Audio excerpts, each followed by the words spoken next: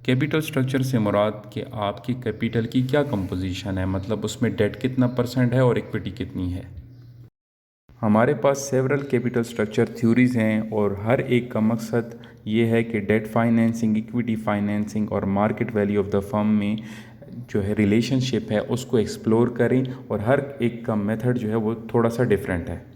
Capital structure theories की 3 category हैं, जिसमें रेलेवेंस कैटेगरी का आर्ग्यूमेंट ये है कि कैपिटल स्ट्रक्चर जो है रेलेवेंट है, मतलब कैपिटल स्ट्रक्चर को चेंज करने से फर्म की वैल्यू पर असर पड़ेगा, जबकि इररेलेवेंस का आर्ग्यूमेंट इसकी उलट है, जिसमें कैपिटल स्ट्रक्चर डजेंट मैटर, मतलब कि कैपिटल स्ट्रक्चर जो भी हो उसका कोई असर नहीं पड़ेगा फर्म वैल्यू पर।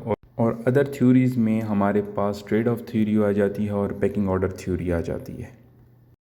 रेलेवेंस थ्योरी में हमारे पास नेट इनकम अप्रोच आती है और ट्रेडिशनल अप्रोच आ जाती है, जबकि इररेलेवेंस थ्योरीज़ जो हैं वो एमएम अप्रोच है और नेट ऑपरेटिंग इनकम अप्रोच है।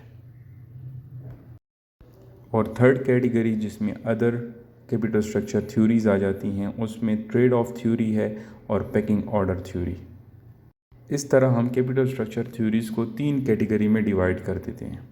नेक्स्ट वीडियो में एक एक को हम डिटेल में डिस्कस करेंगे। अभी के लिए आप लोग ये समझ लें कि कैपिटल स्ट्रक्चर थ्योरीज़ में रेलेवेंस थ्योरीज़ वो थ्योरीज़ हैं जिनका आर्ग्यूमेंट ये है कि कैपिटल स्ट्रक्चर मैटर करता है, फर्म वैल्यू को असरअंदाज करता है, जबकि रेलेवेंस का आर्ग्यूमेंट ये है कि कैपिटल स्ट्रक्चर जो है डजेंट मैटर, मतलब कैपिटल स्ट्रक्चर कुछ भी हो हम फर्म वैल्यू कोई असर नहीं पड़ेगा।